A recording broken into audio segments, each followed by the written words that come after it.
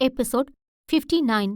கிரிஷ் பேசியதை கேட்டதும் ஹரிணி மற்றும் அபி இருவரும் பதட்டமானவர்கள் வேகமாக விலகினார்கள். ஹரிணிக்கு இப்பொழுது சிரிப்பதா அழுவதா என்றே தெரியவில்லை. அவளுக்கு மிகவும் பதட்டமாக இருந்தது. இருந்தாலும் தன்னை சமாளித்தவள் வேகமாக கிரிஷ் அருகே சென்று, கிரிஷ், நீ எழுந்துட்டியா? இப்போ உனக்கு ஓகேவா? அம்மா உன்னை டிஸ்டர்ப் பண்ணிட்டேனா என்று கேட்டாள். உடனே கிரிஷ், அம்மா எனக்கு எந்த பிரச்சனையும் இல்லம்மா, நான் நல்லாதான் இருக்கேன் என்றான். அவனால் அதற்கு மேலும் தூங்குவது போல நடிக்க முடியவில்லை. எனவே எழுந்து உட்கார்ந்தவன் அங்கே அபி இருப்பதை பார்த்தான். அவனுக்கு அவனை பார்க்கவே மிகவும் சந்தோஷமாக இருந்தது. அபியை பார்த்தவன், அங்கிள் எப்படி இருக்கீங்க என்று கேட்க, அபி அவன் அருகே வந்தவன், நான் ரொம்ப நல்லா இருக்கேன், நீ எப்படி இருக்க என்று கேட்டபடி அவனுடைய கண்கள் மற்றும் உடலை பரிசோதித்தான். அதன் பிறகு ஹரிணியை பார்த்தவன், ஏய் ஹரிணி, இவனுக்கு நீ நல்ல ஃபுட்டெல்லாம் கொடு. மத்த பசங்க சாப்பிடுற சாதாரண சாப்பாடு சூடா இவனும் சாப்பிடலாம், இவனுக்கு அது இன்னும் ஹெல்த்த கொடுக்கும் என்று சொன்னான். அதை கேட்டதும் ஹரிணி மனதிற்குள், அபி, இவனுக்கு இப்ப இருக்கிற பிரச்சனையில என்னால மத்த குழந்தைங்க மாதிரி இவனை பாத்துக்க முடியாது என்று நினைத்தவள் வெறுமனே தலை மட்டும் அசைக்க, அப்பொழுது அபி அவளை பார்த்தவன், இங்க பாரு ஹரிணி, ரொம்ப டென்ஷனாகவே தேவையில்ல. ஒரு நோயை சரி பண்றது உடம்பு மட்டும் இல்ல, மனசு சம்பந்தப்பட்ட விஷயம்தான். பேசாம நம்ம கிரிஷை வெளியே கூட்டிட்டு போலாம், இப்ப கிளைமேட் ரொம்ப நல்லா இருக்கு என்று சொன்னான். அதை கேட்டதும் கிரிஷுக்கு மிகவும் சந்தோஷமாக இருந்தது. ஏனென்றால் அவன் எங்கேயாவது வெளியே சென்று பார்க்க வேண்டும் என மிகவும் ஆசைப்படுவான். ஆனால் அவனுக்கு அனுமதி கிடைத்ததே இல்லை. அவனுக்கு சராசரி குழந்தையாக ஒரு வாழ்க்கையை வாழ வேண்டும் என்ற எதிர்பார்ப்பு இருந்தது. இன்று அபி அதை பற்றி பேசவும் மிகவும் குஷியானான். ஆனால் ஹரிணியோ, அபி, நீ ஏன் இந்த மாதிரி சொல்லிட்டு இருக்க? உனக்கே தெரியும்ல, நம்ம கிரிஷால மத்த பசங்க மாதிரி வெளியெல்லாம் போய் சாதாரணமா இருக்க முடியாது. அவனுக்கு ஈஸியா இன்ஃபெக்ஷன் ஆயிடும். வெளியே பாக்டீரியாஸ் அது இதுன்னு நிறைய இருக்கும். இவனுக்கு வேற இம்யூனிட்டி இல்ல. இருக்கிற பிரச்சனை பத்தாம எக்ஸ்ட்ரா பிரச்சனை வந்துடுச்சுன்னா நான் என்ன பண்ணுவேன் என்று கேட்டாள். அவள் அப்படி சொன்னதும் அபி அவளை பார்த்தவன், இங்க பாரு, நீ ஒன்னும் டாக்டர் கிடையாது, ஆனா இங்க நான் டாக்டர் தான். என்னோட பேஷண்ட்டை எப்படி பார்க்கணும்னு எனக்கு தெரியும். அதோட இவனை இப்படியே உள்ளேயே ரூமுக்குள்ள அடைச்சு வச்சு நீ எதையும் சாதிக்க போறதில்ல ஹரிணி. சில நேரத்துல இந்த மாதிரி வெளியே கூட்டிட்டு போறது, அவங்கள சந்தோஷமா வச்சுக்கிறது மருந்து வேலை பார்க்கறத விட அதிகமா வேலை பார்க்கும். முதல்ல ட்ரீட்மெண்ட் எடுக்கிறவங்களுக்கு வாழணுங்கிற நம்பிக்கையை கொடுக்கணும். இவன் சின்ன பையன், இவனை இந்த மாதிரி அடைச்சு வச்சு இதுதான் உன் வாழ்க்கை, இனியும் இப்படிதான் இருக்கணும்னு நீ அவனுக்கு பதிய வைக்கிற. இப்படி இருந்தா அவனுக்கு எப்படி வாழணுங்கிற ஆசை வரும்? அதனால முதல்ல அவனை சந்தோஷமா இருக்க விடு. சந்தோஷமா இருந்தாதான் அவனுக்கு நம்பிக்கை வரும். அந்த நம்பிக்கை தான் அவனை காப்பாத்தும். புரியுதா? இத நான் ஒரு டாக்டராவுமே சொல்றேன். அவனுக்கு எந்த பிரச்சனையும் வராது. அத நான் பாத்துக்கிறேன். நம்ம வெளியே போகலாம் என்றான். அதை கேட்ட ஹரிணிக்கு அவன் சொல்வதை கேட்பதை தவிர வேறு வழியில்லை. எனவே சரி என்று தலையசைத்தாள். அவள் சம்மதம் சொன்னவுடன் தான் கிரிஷிற்கு குஷியாக இருந்தது. சூப்பர், எனக்கு ரொம்ப ஜாலியா இருக்கு என்று சொன்னான். அதை கேட்ட ஹரிணி அழகாக சிரித்தாள். அதன் பிறகு அபியை பார்த்த ஹரிணி, எப்ப போலாம் என்று கேட்டாள். உடனே அவன், நாளைக்கு போலாமே, நாளைக்கு எனக்கு எந்த வேலையும் இருக்காதுன்னு நினைக்கிறேன் என்றான். அவன் அப்படி சொன்னதும் ஹரிணி எப்படியும் அபி மிகவும் பிஸியாக இருப்பான், அவனை தொந்தரவு செய்ய வேண்டாம் என்று நினைத்தவள், அபி, நீ ஒன்னு நாளைக்கு எங்க கூட வர வேண்டாம், நாங்களே தனியா போறோம், நீ எதுக்கு கஷ்டப்படுற என்று கேட்டாள். அவள் அப்படி கேட்டதும் அபி அவளை பார்த்தவன், என்ன ஹரிணி உனக்கு, நீ மட்டும் ரொம்ப ஹெல்தியா இருக்க மாதிரி தோணுதா? இங்க பாரு, இப்போ உன்னை பாத்துக்கவும் ஒரு ஆள் வேணும். ஏன்னா நீ ரொம்ப ஸ்ட்ராங்கா இல்ல, புரிஞ்சுதா என்று கேட்டான். அப்படி கேட்டதும் ஹரிணி அவனை பார்த்து சிரித்தவள், புரியுது என்றாள். அப்பொழுது கிரிஷ், ஆமா, நம்ம எங்க போறோம், எதுக்காக போறோம் என்று கேட்க, அவனும் கிரிஷை பார்த்து, அதுவா, நாளைக்கு நான் உங்க அம்மாவை டேட்டிங் கூட்டிட்டு போறேன், அதனால உன்னையும் கூட்டிட்டு போறேன் என்று சொன்னான். அதை கேட்டு கடுப்பான ஹரிணி, அபி, குழந்தைகிட்ட என்ன பேசணும்னு உனக்கு தெரியாது? எதுக்காக இந்த மாதிரி எல்லாம் பேசிட்டு இருக்க? அவன் வளர்ந்து பொறுப்பான பையனா இருக்கணும்னு ஆசைப்படுறேன், அப்பதானே எல்லாருக்கும் நல்லது என்று கேட்க, அதை கேட்ட அபி, அவன் வளர்ந்து பொறுப்பா இருக்கட்டும், இப்போதைக்கு அவன் பொறுப்பா இருக்க தேவையில்லை, உன்னை பாத்துக்கதான் நான் இருக்கனே, அப்புறம் எதுக்கு அவனை நீ இப்பவே ரொம்ப பொறுப்பா வளர்க்கணும்னு நினைக்கிற என்று கேட்டான். அவன் அப்படி கேட்டதும் ஹரிணி என்ன சொல்ல என்று தெரியாமல் இருக்க அபி கிறிஷை பார்த்தவன், கிறிஷ், நீ இப்போ ரெஸ்ட் எடு. நாளைக்கு நம்ம வெளியே போகலாம். இப்ப நான் உங்க அம்மா கிட்ட கொஞ்சம் பேச வேண்டியது இருக்கு. நீ ரெஸ்ட் எடு என்று சொல்லிவிட்டு ஹரிணியை தனியாக அழைத்து வந்தான். ஹரிணி அபியை பார்த்தவள், எனக்கு இப்போ வரைக்கும் கிறிஷை வெளியே கூட்டிட்டு போறது சரியா வரும்னு தோணல அபி என்று சொன்னாள். அதை கேட்ட அபி, இங்க பாரு ஹரிணி, நீ அவனை பாதுகாக்க நினைக்கிறேன்னு எனக்கு புரியுது. ஆனா இது சரி கிடையாது. நீ அவனை தொடர்ந்து உள்ளேயே வச்சிருக்க. அதோட நீயே அவனால இது முடியாது அது முடியாதுன்னு சொல்லிடுற. ஒரு அம்மாவே இப்படி சொன்னா அவனோட நம்பிக்கை எல்லாமே உடைஞ்சு போயிடும். அதனால அப்படி பண்ணாத. நாளைக்கு அவனை வெளியே கூட்டிட்டு போகணும். அப்பதான் அவன் சந்தோஷமா இருப்பான். நீயே அவனை பாதி நோயாளி ஆக்கிடுவ போல என்று சொன்னான். அவன் அப்படி சொன்னதை கேட்டதும் ஹரிணியின் கண்கள் கலங்கியது. நீ சொல்றதும் உண்மைதான். எனக்கு தைரியமே இல்ல. நான் அவனை எப்பவுமே பொத்தி பொத்தி பாதுகாக்கணும்னு நினைக்கிறேன். ஆனா அதுக்கு காரணம் என்னோட பயம். நான் என் பையனை ஏதாவது ஒரு சின்ன தப்பு பண்ணி அதனால இழந்துடுவனோன்னு கவலை. இதுதான் என்ன அவனை வெளியே போய் சுதந்திரமா இருக்க விடாம பண்ணுது என்று சொன்னாள். அதை கேட்டவன், எனக்கு புரியுது ஹரிணி. ஆனா நீ இப்படியே பண்றதுனால அவனுக்கு அது ஹெல்ப் பண்ணாது. அது அவனை கஷ்டப்படுத்தும் என்று சொல்ல, அதை கேட்ட ஹரிணி, ஆமா, அவனை கஷ்டப்படுத்துற விஷயத்த நான் அதிகமா பண்ணிட்டு இருக்கேன். நான் எல்லாம் ஒரு நல்ல அம்மாவே இல்ல என்று சொல்லி ஹரிணி அழ அவளை அணைத்து ஆறுதல் சொன்னான் அபி. அவனுடன் பேசிய பிறகு கிறிஷை வெளியே அழைத்து செல்லும் தைரியம் ஹரிணிக்கு வந்தது. அபி அவளுடன் கொஞ்ச நேரம் பேசியவன் அதன் பிறகு அங்கிருந்து சென்றான். ஹரிணி அபி செல்வதையே பார்த்தவள், நீ மட்டும் கிறிஷோட அப்பாங்கிற உண்மை தெரிஞ்சு என் கூட இருந்திருந்தா இந்நேரத்துக்கு நாம ஒரு குடும்பமா இருந்திருப்போம் அபி. நான் எந்த கஷ்டத்தையும் தனியா அனுபவிச்சிருக்க மாட்டேன். ஒரு அப்பா இருந்தா அந்த குழந்தைக்கு எவ்ளோ தைரியம் வரும்னு நீ இங்க இருக்கிறப்பதான் எனக்கே புரியுது. ஆனா என்னைக்குமே நம்ம ஒரு குடும்பமா வாழ வழியே கிடையாதுன்னு எனக்கும் தெரியும். தேவையில்லாத ஆசைய வளர்த்துக்க விரும்பல என்று மனதிற்குள் நினைத்து கொண்டாள். அடுத்த நாள் அபி சொன்னது போலவே அவன் கிறிஷ் மற்றும் ஹரிணியை அழைத்துக்கொண்டு ஸ்னோ வேர்ல்டுக்கு சென்றான். அந்த இடம் முழுவதும் மிகவும் அழகாக இருந்தது. அதை பார்த்த கிறிஷ், வாவ் அங்கிள், இந்த இடம் செம்ம அழகா இருக்கு என்று சொல்லி உற்சாகமாக சிரித்தான். ஹரிணி கிறிஷ் முகத்தில் இந்த அளவிற்கு மகிழ்ச்சியை பார்த்ததே இல்லை. அபி வந்த பிறகுதான் அவன் முகத்தில் இந்த புன்னகை எல்லாம் வருகிறது. அபி கிறிஷை தோளில் வைத்திருந்தவன், இன்னைக்கு ஃபுல்லா நீங்க என்ஜாய் பண்ணலாம் என்று சொல்ல, ஹரிணிக்கோ இதை பார்த்து கண்கள் எல்லாம் கலங்கியது. அப்பொழுது கிறிஷ் தன்னுடைய அம்மா இன்னும் வரவில்லை என்பதை உணர்ந்தவன், அம்மா வாங்க, ஏன் அங்கேயே நிக்கிறீங்க என்று கேட்டான். அப்பொழுதுதான் அபி திரும்பி பார்த்தவன் ஹரிணி அழுவதை பார்த்து, என்னாச்சு, நீயே ஒரு மாதிரி இருக்க என்று கேட்க, அவளோ அதெல்லாம் ஒண்ணும் இல்ல, நான் நார்மலா தான் இருக்கேன் என்றாள். பொய் சொல்லாத, எதுக்காக அழுத நீ என்று கேட்க, அவளோ இதுக்கு பேர் ஆனந்த கண்ணீர் அபி. நான் ரொம்ப நாள் கழிச்சு இன்னைக்குதான் நிம்மதியா இருக்கேன். அதுக்கு காரணமே நீதான். Thank you so much. என் பையன் எவ்வளோ அழகா சிரிக்கிறான் பாரு என்று சொன்னாள். அதை கேட்டவன், நான் தான் உன்கிட்ட இருக்கேன்ல, இனிமே நீ எப்பவும் ஹாப்பியா தான் இருப்ப என்று சொல்லி அவளை தன்னோடு சேர்த்து அணைத்து கொண்டான். கிறிஷ் அவளுடைய தோளில் இருக்க ஹரிணி அவன் கைவளைவில் இருந்தாள். இவர்களை இப்படி பார்க்கும் யாராக இருந்தாலும் இவர்கள் ஒரு அழகான குடும்பம் என்று சொல்வார்கள். அப்படி ஒரு அழகான குடும்பமாக அன்று அவர்கள் எல்லோருக்கும் தெரிந்தார்கள். ஹரிணியும் அபியும் கிறிஷுடன் சேர்ந்து அதன் பிறகு ஒன்றாக விளையாட ஆரம்பித்தார்கள். கொஞ்ச நேரம் கழித்து அந்த ஸ்னோ வேர்ல்டில் ஒரு சாங் போட்டார்கள். அப்படி சாங் போட்டால் அந்த பாட்டிற்கு ஆட வேண்டும் என்று அர்த்தம். அப்பொழுது புது வெள்ளை மழை சாங் ஓட ஆரம்பித்தது. அதை பார்த்த அபி ஹரிணியை பார்க்க, ஹரிணி கிறிஷை பார்த்து அழகாக சிரித்துக் கொண்டிருந்தவள் அவனை நோக்கி வந்தாள். அதை பார்த்த அபி முகத்தை திருப்பிக் கொள்ள, ஹரிணி அவனை பார்த்து சிரித்தவள், என்ன அபி, நீ ஏன் முகத்தை திருப்பிக்கிற என்று கேட்க, அபியோ நீ எதுக்காக இப்ப என்கிட்ட வந்த என்று கேட்டான். உடனே ஹரிணி, ஏன் அபி, உனக்கு என் கூட டான்ஸ் ஆட இஷ்டம் இல்லையா என்று கேட்டாள். அவள் அப்படி கேட்டதும் அபி அவளை ஆச்சரியமாக பார்த்தவன், எதுக்காக இப்படியெல்லாம் பேசுற? இங்க பாரு, நீ என்னை வேணும்னே இம்ப்ரெஸ் பண்ண ட்ரை பண்றேன்னு நல்லா தெரியுது.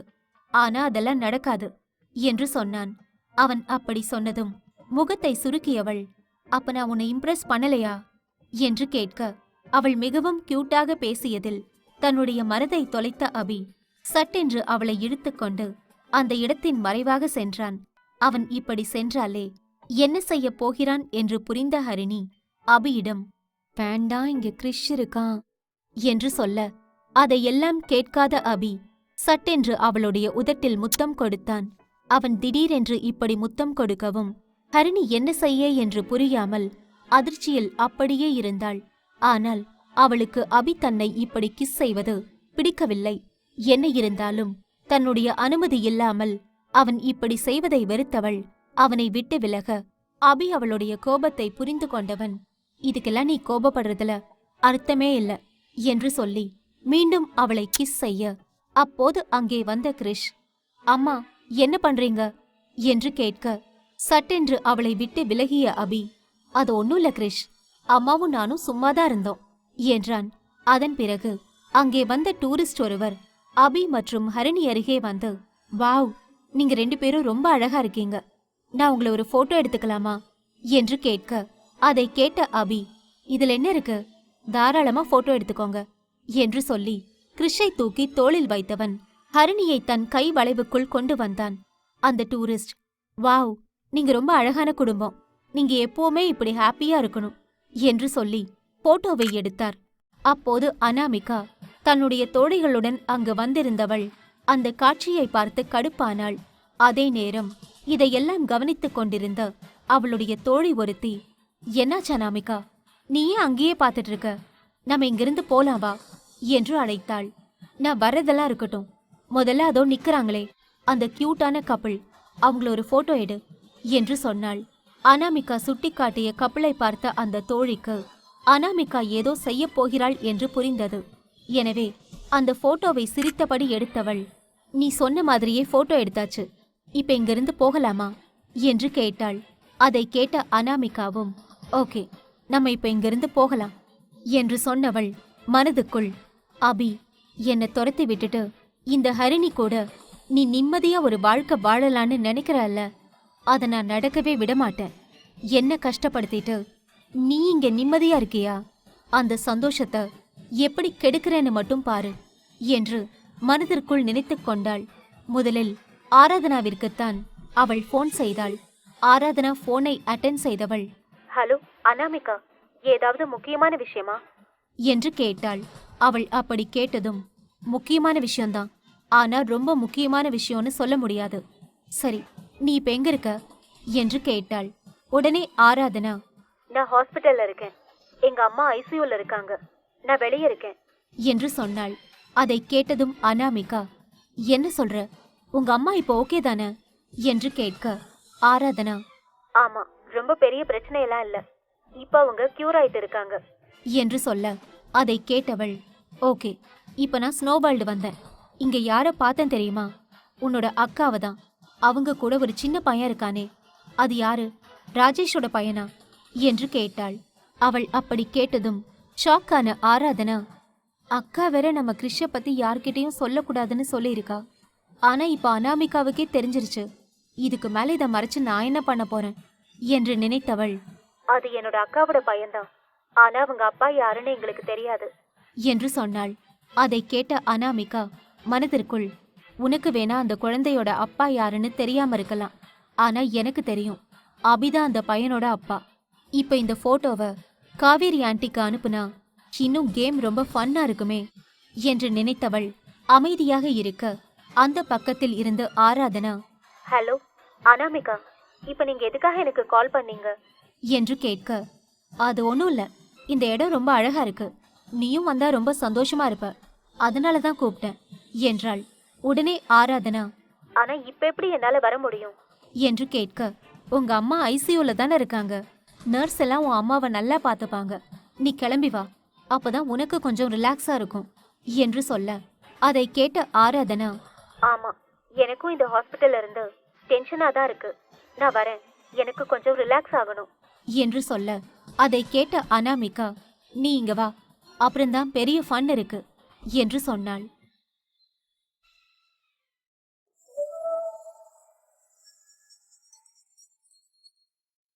எபிசோட் 60. ஹரிணியும் அபியும் ஒன்றாக சேர்ந்து அந்த இடத்தில் மிகவும் மகிழ்ச்சியாக பொழுதுபோக்கினார்கள். சமயத்தில் பாடல் வரும்போது இருவரும் அதற்கு ஏற்றது போல் ஆடவும் செய்தார்கள். ஹரிணிக்கு மிகவும் சந்தோஷமாக இருந்தது. ஹரிணியை இப்படி பார்க்க அபிக்கு அவனுடைய கல்லூரி காலத்து காதலியாக தெரிந்தாள். அதனால் ஹரிணிக்கு மீண்டும் அபி கன்னத்தில் முத்தம் கொடுத்தான். அந்த முத்தத்தை பெற்றுக்கொண்ட ஹரிணி அவனுடைய கண்களை பார்க்க முடியாமல் தடுமாற, அவளுக்கு தன்னுடைய முத்தம் பிடிக்கவில்லை என்று நினைத்த அபி அந்த இடத்தை விட்டு செல்ல போக அவன் கையை பிடித்து தடுத்த ஹரிணி, "ஹே அபி, எங்க போற?" என்று கேட்க, "அது நான் உன்கிட்ட இருந்தாலே என் மனசு என் கண்ட்ரோல்ல இல்ல, அதனால நான் கொஞ்சம் டிஸ்டன்ஸ் மெயின்டைன் பண்றேன்" என்று சொன்னான். அவன் அப்படி சொன்னதை கேட்ட ஹரிணி, "ஹே, அதெல்லாம் ஒண்ணு வேண்டாம், நீ என்கிட்ட இரு" என்று சொன்னாள். உடனே அபி, "அப்ப நான் உன்கிட்ட இருந்தா உனக்கு ஓகேவா?" என்று கேட்க அவனை பார்த்தவள், நீ என்கிட்ட இருந்தா ஓகேதான், ஆனா அதுக்காக நீ என்ன கிஸ் எல்லாம் பண்ணக்கூடாது" என்று சொன்னாள். அவள் அப்படி சொன்னதை கேட்ட அபி லேசாக சிரித்தவன், "அது முடியாதே" என்று சொல்ல, "ஹே அபி, நம்ம இங்க கிறிஷ் கூட தானே வந்தோம், ஆனா இப்ப அவனை கண்டுக்காம நம்ம இஷ்டத்துக்கு பண்ணிட்டு இருக்கோம். பாவம், அவன் சின்ன பையன், அம்மா இல்லாம அவன் ரொம்ப ஏங்கி போயிடுவான்" என்று சொன்னாள். அதை கேட்ட அபி, "நீ இவ்ளோ கற்பனை பண்ண வேண்டிய அவசியமே இல்ல ஹரிணி, அவன் நல்லாதான் இருக்கான், அதோட அவனுக்கு இங்க நிறைய ஃப்ரெண்ட்ஸ் இருக்காங்க, அதனால அவன் உன்னை தேட மாட்டான்" என்று சொல்ல, அப்போதுதான் ஹரிணி அந்த இடத்தை பார்த்தாள். கிறிஷ் மிகவும் குஷியாக அங்கே இருந்த சிறுவர்களுடன் விளையாடிக் கொண்டிருந்தான்.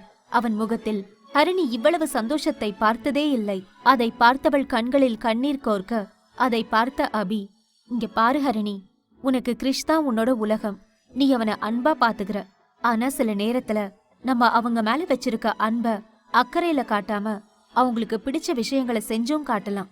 சோ நீ இனிமே அவனை இந்த மாதிரி விஷயத்துல ஃப்ரீயா விடு" என்று சொன்னான். அதை கேட்ட ஹரிணி, "ஆமா அபி, நீ சொல்றத உண்மைதான், ஃப்ரெண்டெல்லாம் இருந்தாதான் கொஞ்சமாவது சந்தோஷமா இருக்க முடியும். ஆனா என்ன பண்றது, நான் இத்தனை நாள் அவனுக்கு அந்த வாய்ப்பை கொடுக்கல. உண்மைய சொல்ல போனா இத்தனை நாள்ல எனக்கே ஃப்ரெண்ட் இல்ல" என்று சொன்னாள். அதை கேட்ட அபி, "நீ ஃபீல் பண்ணாத, அதான் உனக்கு எல்லாமா நான் இருக்கேன்ல" என்று சொன்னான். அவன் அப்படி சொன்னதும் ஹரிணி அவனை ஆச்சரியமாக பார்த்தவள் மிகவும் அழகாக சிரித்தாள். "இனி நீ தனியா கஷ்டப்பட வேண்டாம், கிறிஷுக்கு இத்தனை நாள் அம்மாவோட அன்பு மட்டும் கிடைச்சிருக்கும், ஆனா இனி அவனுக்கு அப்பாவோட அரவணைப்பும் இருக்கும்" என்று சொன்னான். அவன் அப்படி சொல்ல ஹரிணிக்கு என்ன பேச என்றே தெரியவில்லை. அவள் அவனை பார்த்து, "அபி, உண்மையாவே சொல்றேன், நீ ஒரு நல்ல அப்பா, நீ ஒரு குழந்தை கூட இருந்தா அந்த குழந்தை சந்தோஷமா இருக்கும். என்ன மாதிரி ஒரு அம்மாவால தான் கிறிஷ் ரொம்ப கஷ்டப்பட்டான் போல" என்று சொன்னாள். அவள் அப்படி சொன்னதை கேட்டவன் லேசாக புன்னகை செய்துவிட்டு, "அப்படியெல்லாம் இல்ல, நீ நல்ல அம்மாதான், என்ன கொஞ்சம் தைரியமா உன் பையனை நீ வெளியே விடணும், அவ்வளவுதான்" என்று சொன்னான். "கண்டிப்பா அபி, நான் நிச்சயமா என் பையனுக்கு ஒரு நல்ல அம்மாவா இருப்பேன்" என்று சொன்னாள். அவள் அப்படி சொன்னதை கேட்டவன், "ஏன் ஹரிணி, நீ ஒரு சிங்கிள் மதரா இருக்க ஆசைப்படுறியா?" என்று கேட்டான். அவன் அப்படி கேட்டதும் ஹரிணி ஆச்சரியம் அடைந்தவள் அவனை பார்க்க, அபியோ அவள் பதிலை மிகவும் ஆர்வமாக எதிர்பார்த்தான். ஆனால் ஹரிணி அவனுக்கு பதில் கொடுக்காமல் அந்த இடத்தை விட்டு அமைதியாக இருந்து விட்டாள். அபி அவளை இந்த விஷயத்தில் மேலும் தொந்தரவு செய்ய விரும்பவில்லை. எனவே அவன் அமைதியானான். அவன் மனதுக்குள் ஹரிணி ஏன் தனியாக இருக்க விரும்புகிறாள் என்ற கேள்விதான் ஓடிக்கொண்டிருந்தது. அவன் ஹரிணியை பார்த்து, "ஏன் ஹரிணி, நீ எதை நினைச்சு பயப்படுற?" என்று கேட்க, ஹரிணியோ, "என்ன பேசுற அபி, நான் நார்மலா தான் இருக்கேன்" என்று சொன்னவள் அங்கிருந்து செல்ல போக அவளை இறுக்கமாக அணைத்தவன், "எனக்கு தெரியும் ஹரிணி, நீ கிறிஷ தனியா வளர்க்க ஆசைப்படுற. அதுக்கு காரணம் என்ன? ஏன் நான் உனக்கு நல்ல துணையா இருப்பேன்னு நீ நினைக்கலையா? இல்ல என்னோட பாசம் உனக்கு புரிய மாட்டேங்குதா?" என்று கேட்டான். அவன் அப்படி கேட்டதும், "ஹரிணி, அபி, நீ எதுக்கு சம்பந்தம் இல்லாம பேசிட்டு இருக்க? எனக்கு நீ பேசுறது புரியல" என்று சொன்னாள். அவள் அதற்கு மேலும் அந்த இடத்தில் நிற்கக்கூட விரும்பவில்லை. அவள் பாட்டுக்கு அமைதியாக செல்ல போக அவள் கையை பிடித்த அபி, "ஹரிணி, எத்தனை நாள் நிஜத்திலிருந்து தப்பிச்சு ஓட போற? உனக்காக நான் எதை வேணா தாண்டி வர தயாரா இருக்கேன், ஆனா நீ எனக்காக என்ன பண்ண போற?"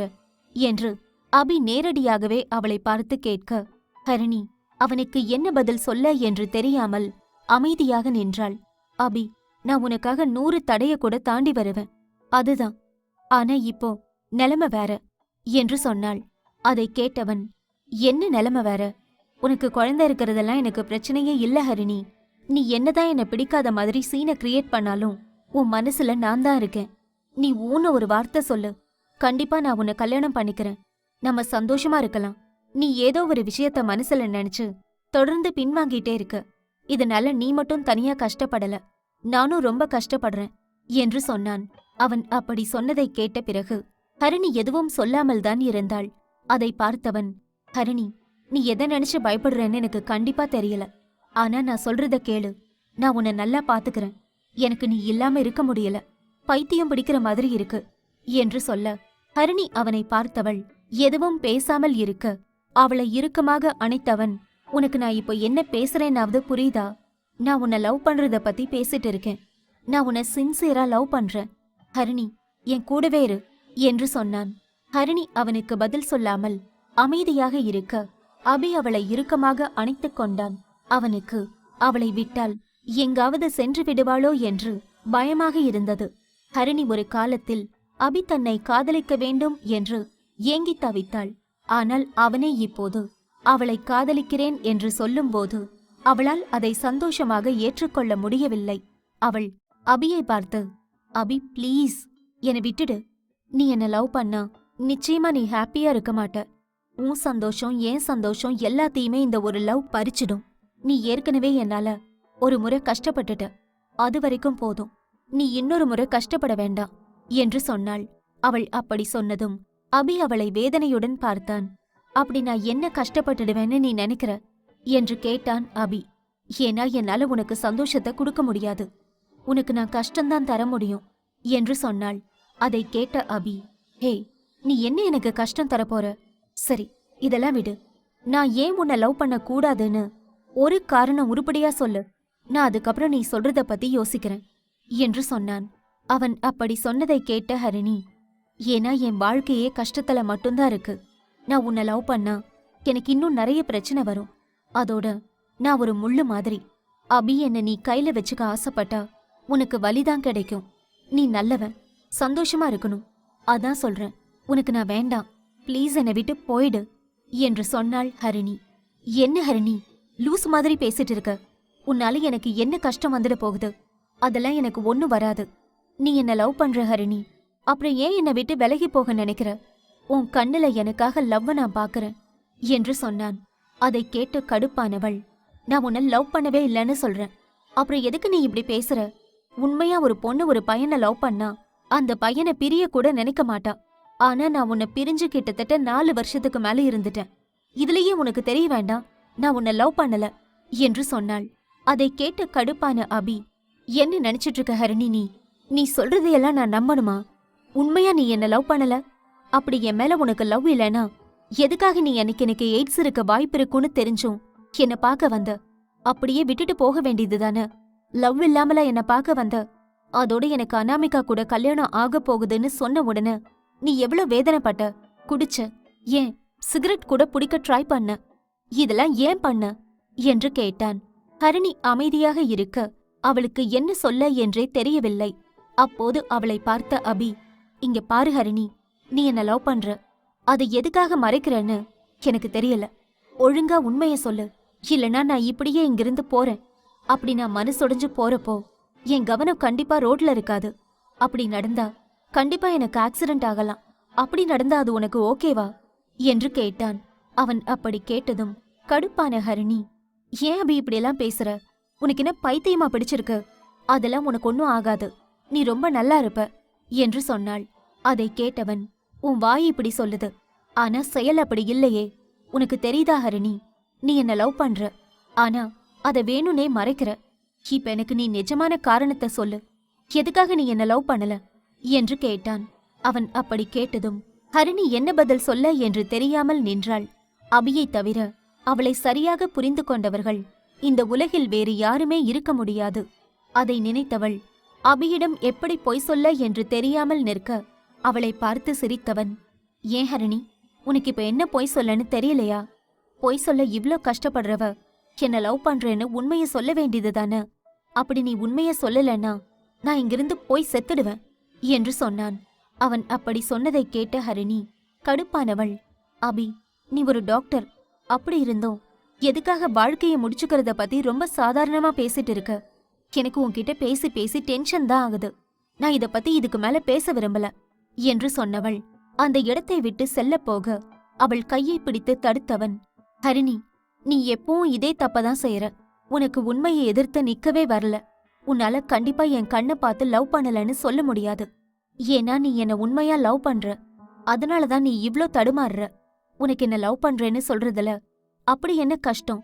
என்னை யாராவது ஏதாவது பண்ணிடுவாங்கன்னு பயப்படுறியா என்று கேட்டான். அவன் அப்படி கேட்டதும், ஹரிணி, அதெல்லாம் நான் அப்படி நினைக்கல. இப்ப இத பத்தி எல்லாம் பேச வேண்டாம்.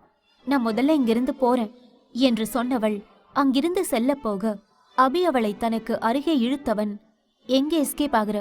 ஒழுங்கா என் கூட வா என்று சொல்லி வேகமாக அவளை தன்னுடைய காருக்கு அருகே அழைத்து சென்றவன் அவளை காரில் உட்கார வைத்தான். ஹரிணி அவன் அப்படி செய்ததும் ஷாக்கானவள், அபி, நீ என்ன பண்ணிட்டு இருக்க? இங்க பாரு, நீ இப்படி பண்ணுவேன்னு தெரிஞ்சிருந்தா நான் கண்டிப்பா உன் கூட வந்திருக்கவே மாட்டேன். ஏன் என்ன கஷ்டப்படுத்துற? ப்ளீஸ் என்ன போக விடு. எனக்கு இதெல்லாம் பிடிக்கல என்று சொன்னாள். அதை கேட்டவன், நீ சொல்றதெல்லாம் கேட்க மாட்டேன் ஹரிணி. நீ என் வாழ்க்கையில இஷ்டப்பட்ட நேரத்துக்கு வந்த. பிடிக்கலனா தானா என்னை விட்டு போயிடுற. அதனால நான் எவ்ளோ கஷ்டப்பட்டேன்னு தெரியுமா? நீ என்ன லவ் பண்ற, சோ நான் உன்னை விட்டு கொடுக்க மாட்டேன்.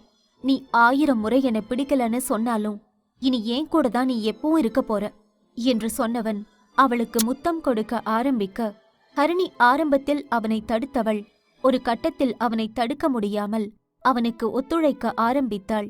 அதே நேரம் இங்கே ஸ்னோ வேர்ல்டில் தனியாக இருந்த கிரிஷ் ஹரிணியையும் அபியையும் காணவில்லை என்று தேட ஆரம்பித்தான்.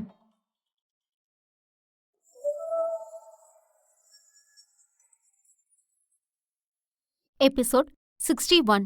கிரிஷ் தன்னுடைய அம்மாவை இன்னும் காணவில்லை என்று பதட்டமானவன் அவளை தேட, அதே நேரம் இங்கே அபிக்கு ஒரு போன் கால் வந்தது. அந்த ரிங்டோன் சத்தத்தில் நிஜ உலகுக்கு வந்த இருவரும் பிரிந்து போனார்கள். ஹரிணிக்கு கிரிஷ் இப்போ என்ன செய்து கொண்டிருப்பானோ என்ற எண்ணம் வந்தது. உடனே அவள் அபியை பார்த்து, நான் என் பையனை பார்க்க போகணும் என்று சொல்லிவிட்டு வேகமாக அங்கே இருந்து செல்ல அபி அவளை பின்தொடர்ந்து சென்றான். அபியும் ஹரிணியை அப்போது ஃபாலோ செய்தான். கிரிஷ் ஹரிணியை தேடி வெளியே வர அப்போது அங்கே வந்த ஹரிணி, கிரிஷ், சாரிடா, அம்மா உன்னை விட்டுட்டு போயிட்டேன் என்று சொன்னாள். அதை கேட்ட கிரிஷ், அம்மா, இவ்ளோ நேரம் நீங்க எங்க இருந்தீங்க என்று கேட்டான். உடனே அவள், அதெல்லாம் ஒன்னும் இல்ல, அம்மா இங்க உன்கிட்ட தான் இருந்தேன் என்று சொன்னாள். அவள் அப்படி சொன்னதை கேட்ட கிரிஷ் சரி என்று சொல்ல அப்போது அங்கே வந்த அபி, கிரிஷ், நீ ஓகே தானே என்று கேட்டான். அதை கேட்ட கிரிஷ் ஆமாம் என்று தலையசைக்க ஹரிணி அபியை பார்த்தவள், அபி, உனக்கு ஏதோ கால் வந்துச்சே, எதுக்காக என்று கேட்டாள். உடனே அபி, அது ஹாஸ்பிட்டல் கால் தான், ஏதாவது கேஸ் இருக்கும் என்று சொன்னான். அதை கேட்ட ஹரிணி, ஹே, அப்படின்னா ப்ளீஸ் நீ முதல்ல ஹாஸ்பிட்டல் போ, நாங்க இப்படியே இவனோட ஹாஸ்பிட்டல் போறோம் என்று சொன்னாள். அதை கேட்ட அபி, ஆனா நான் இன்னைக்கு முழுக்க உங்க கூட இருப்பேன்னு சொன்னேன். இப்ப அது எதையும் பண்ணாம உங்களை தனியா விட்டுட்டு போக எனக்கு மனசே வரல என்று சொன்னான்.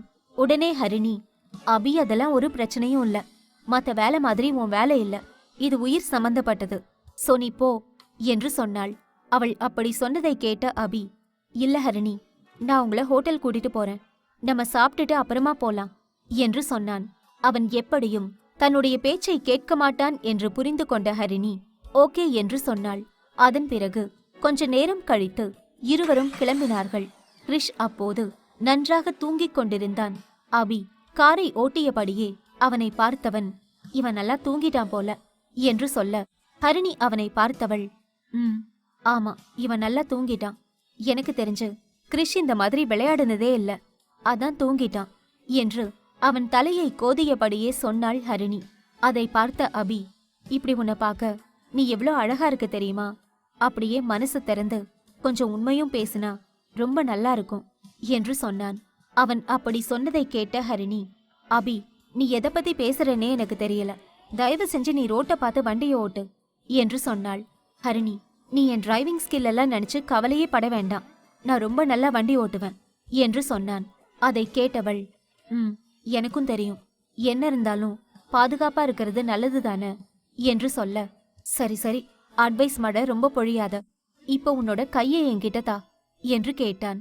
அவன் அப்படி கேட்டதும் குழப்பமானவள், ஆமா, இப்ப எதுக்கு நீ என்கிட்ட அப்படி கேக்குற என்று கேட்க, உனக்கு எல்லாத்துக்கும் விளக்கம் சொல்லிட்டு இருப்பாங்களா என்று கேட்டவன் அவள் கையை பிடித்து தன்னுடைய மார்போடு ஒட்டி வைத்துக் கொண்டான்.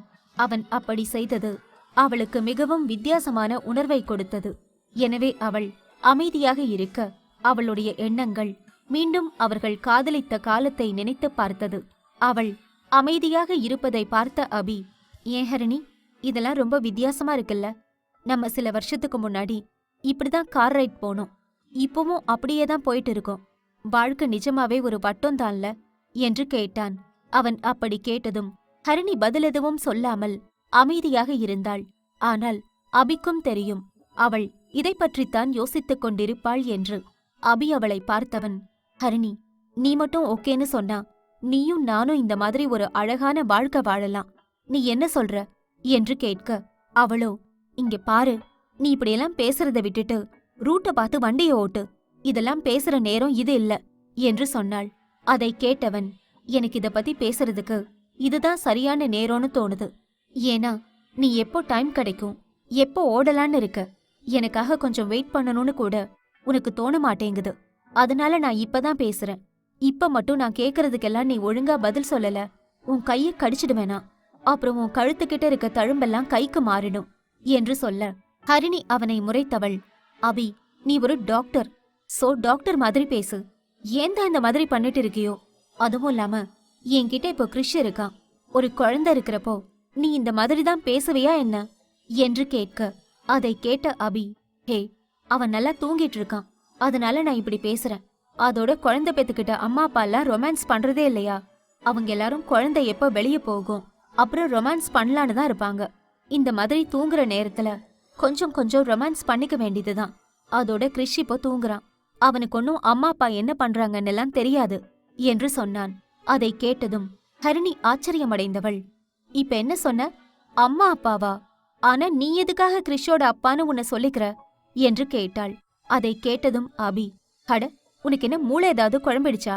நீ தானே கிறிஷோட அம்மா, நாளைக்கு நான் உன்னை கல்யாணம் பண்ணிக்கிட்டா நான் தானே அவனோட அப்பா, அதனால நான் இப்போல இருந்து அவனை என்னோட குழந்தைனே சொல்லிக்கிறேன்.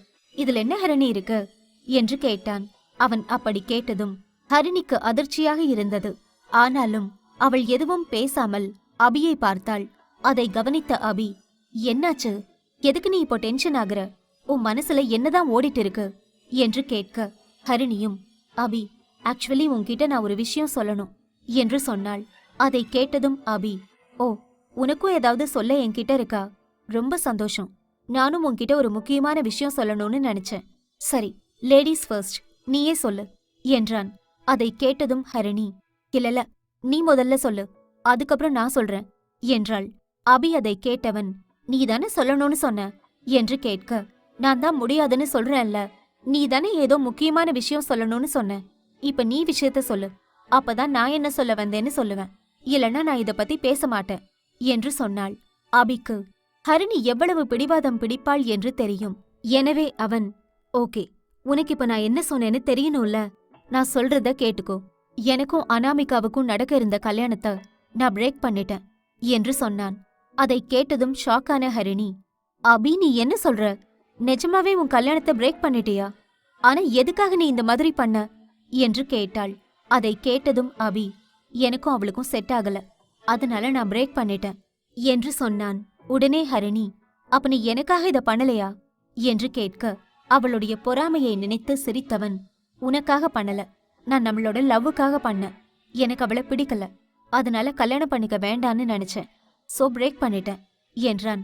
அதை கேட்ட ஹரிணி, உண்மையை சொல்லு, உனக்கு அவங்கள பிடிக்கும் தானே? சொல்ல போனா முதல்ல உங்க 2 பேரையும் பார்த்தப்போ நானே இந்த உலகத்திலேயே பெஸ்ட் ஜோடி நீங்க தானே நினைச்சேன்.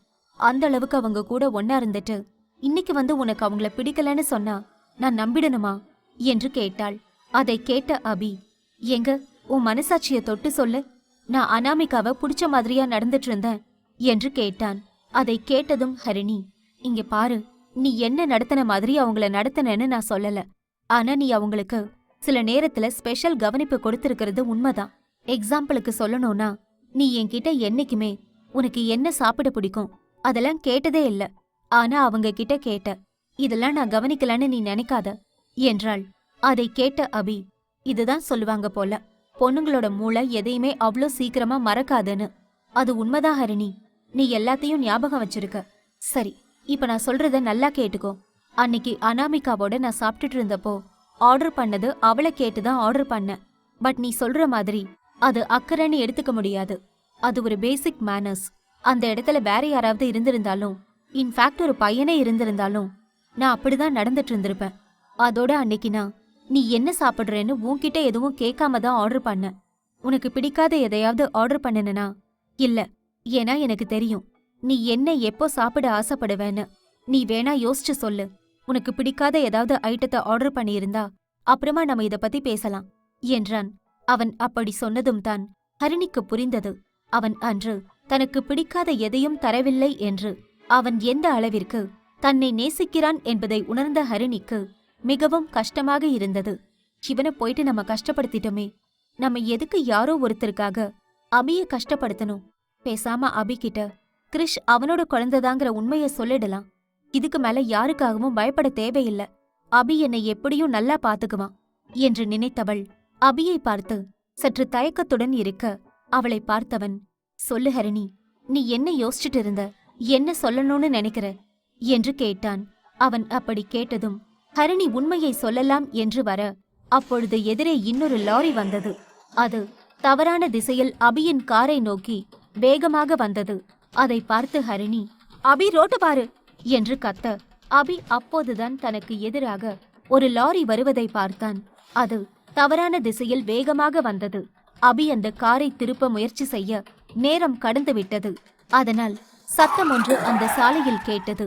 அதே நேரம் இங்கே அனாமிகா ஆராதனாவிற்கு கால் செய்தவள், ஆராதனா எங்கிருக்க? நான் உனக்காக எவ்வளோ நேரம் தெரியுமா வெயிட் பண்ணிட்டு இருக்கேன் என்று கேட்டாள். அதை கேட்ட ஆராதனா, நான் அங்கதான் வந்துட்டு இருக்கேன். என்னாச்சு? அவ்வளவு முக்கியமான விஷயமா போய்கிட்டு இருக்கு.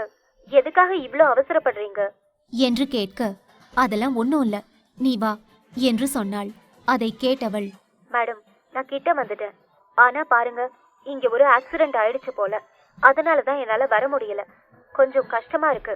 ஏதோ ஒரு ஆயில் கொண்டு வந்த லாரியும் ஒரு காரும் மோதி இருக்கு போல. பாவம், உள்ள இருக்கவங்களுக்கு என்ன பிரச்சனையோ தெரியல என்று சொன்னாள். அதை கேட்ட அனாமிகா, சரி சரி, நீ சீக்கிரமா வா, இங்க ரொம்ப நல்லா போயிட்டு இருக்கு. நீ லேட்டா வந்தா அப்புறம் எல்லாத்தையும் மிஸ் பண்ணிடுவ என்று சொல்லி போனை கட் செய்தாள் அனாமிகா. இங்கே ஆராதனா வந்தால் ஹரிணி என்ன காரியம் செய்து கொண்டிருக்கிறாள் என்பதை அவளுக்கு காட்டிக் கொடுத்து அதன் மூலமாக சந்தோஷப்படலாம் என்று நினைத்துக் கொண்டிருந்தாள். ஆனால் ஆராதனா வர லேட்டானதும் அவளுக்கு கோபம் வந்துவிட்டது. அதனால்தான் அவள் ஆராதனாவிடமே கோபப்பட்டாள். அதே நேரம் இங்கே ஆராதனா, என்னாச்சு அனாமிகா மேடம்க்கு?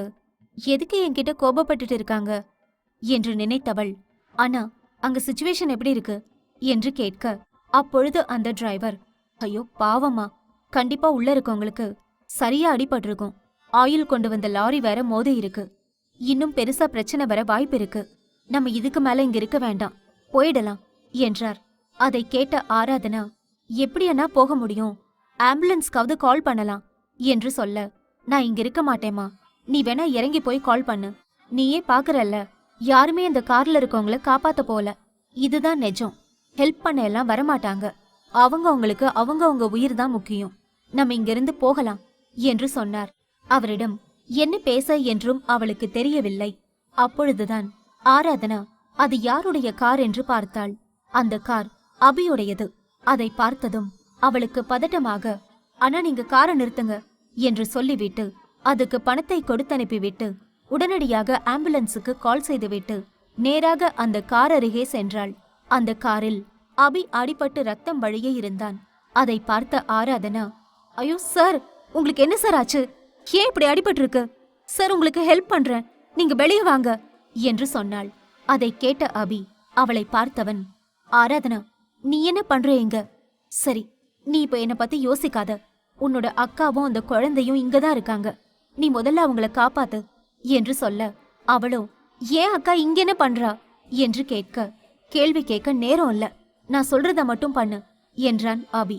அதை கேட்ட ஆராதனா சரி என்றவள் ஹரிணியை பார்க்க, ஹரிணி மயக்கத்தில் இருந்தாள். அவளுக்கு ஆக்சிடென்ட் நடப்பதற்கு முன்பு கிறிஷை மிகவும் இறுக்கமாக பிடித்திருந்ததால் அவனுக்கு அடி ஏதும் படவில்லை. அதை பார்த்து நிம்மதி அடைந்த ஆராதனா அபியை பார்த்து, சார், என்னோட கிறிஷுக்கு ஒன்னும் ஆகல சார். ஆனா அக்காவுக்கு அடிபட்டிருக்கு. இப்ப நான் என்ன பண்ணட்டும் என்று கேட்க, முதல்ல கிறிஷ வெளியே எடு என்று சொன்னான். அதை கேட்ட ஆராதனா அபி சொன்னது போல கிறிஷை ஹரிணியின் கையில் இருந்து பிரித்தெடுத்தாள். ஆனால் ஹரிணி இன்னும் மயக்கத்தில்தான் இருந்தாள். அப்பொழுது அபி தன் சீட்டிலிருந்து அவன் இப்பொழுது ஹரிணியை காப்பாற்ற வேண்டும் என்று நினைத்தான். நிலைமையானது நொடிக்கு நொடி மோசமாகிக் கொண்டிருந்தது. ஒருவேளை லாரியில் உள்ள ஆயில் லீக் ஆகி தீ பற்றிக் கொண்டால் இன்னும் பிரச்சனையாகும் என்று நினைத்த அபி முதலில் ஹரிணியை இந்த காரை விட்டு வெளியேற்ற வேண்டும் என்று நினைத்து தன்னுடைய சீட் பெல்ட்டை கழட்டிக்கொண்டு ஹரிணியிடம் வர முயற்சி செய்தான். ஆனால் ஹரிணியோ தங்களுக்கு இப்படி ஒரு பிரச்சனை நடப்பதே அறியாமல் மயக்கத்தில் இருந்தாள்.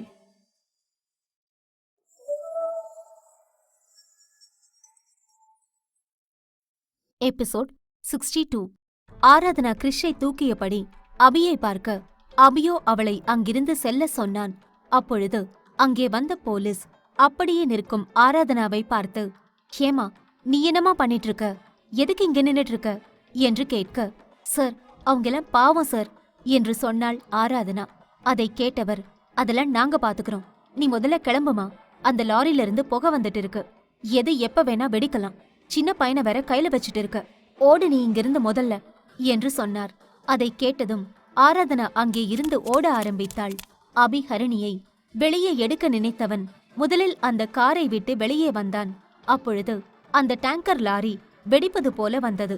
அதை பார்த்தவன் வேகமாக ஆராதனா மற்றும் கிறிஷை ஓடிப்போய் அணைத்துக் கொண்டு நின்றான். அதனால் முதல் முறை லாரி வெடித்த போது அவர்கள் இருவருக்கும் அடிபடாமல் இருந்தது.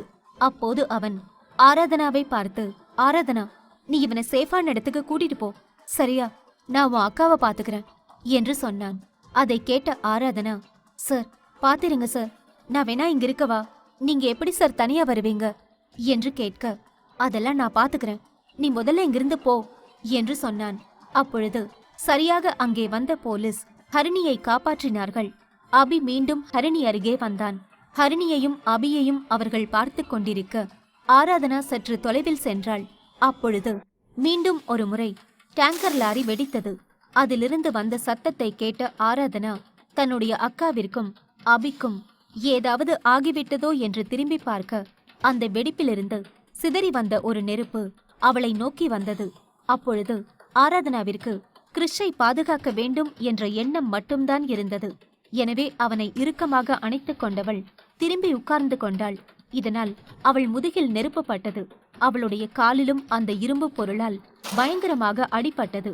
அவள் வலியில் அப்படியே கதறி விழ, இதை பார்த்த அபி வேகமாக அவள் அருகே வந்தவன், ஆராதனா, என்னாச்சு உனக்கு? கண்ணு தொற, கண்ணு தொற என்று சொன்னான். அதை கேட்ட ஆராதனா கடைசியாக அவனை பார்த்து புன்னகை செய்துவிட்டு மயங்கி விழுந்தாள். அந்த வெடிப்பு சத்தம் கேட்டவுடன் ஒரு முறை கண் விழித்த ஹரிணிக்கு அதன் பிறகு மீண்டும் மயக்கம் வர அவள் அப்படியே மயங்கி சரிந்தாள். இப்படி அந்த இடமே ரணகளமாக இருந்தது. அதன் பிறகு அபியும் நிற்க முடியாமல் மயங்கிவிட்டான். அவன் மீண்டும் கண்ணை திறக்கும் பொழுது அவன் ஹாஸ்பிட்டலில் இருந்தான். அவனுக்கும் அடிபட்டிருந்தது. கண்ணை திறந்தவன் எதிரே இருந்த நர்ஸை பார்த்து, நர்ஸ், என் கூட வந்தவங்களுக்கெல்லாம் என்ன ஆச்சு என்று கேட்டான். சார், ஆக்சுவலி அந்த ஆக்சிடென்ட்ல நிறைய பேருக்கு அடிபட்டு தான் சார் வந்திருக்கீங்க. அதனால எனக்கு யாருக்கு என்னாச்சுன்னு தெளிவா சொல்ல தெரியல சார் என்று சொன்னாள். அதை கேட்டதும் அபி, சரி விடுங்க, நான் போய் முதல்ல அவங்கள பாக்குறேன் என்று எழுந்தான். அதை பார்த்த நர்ஸ் பதட்டமானவர், சார், நீங்க என்ன பண்ணிட்டு இருக்கீங்க?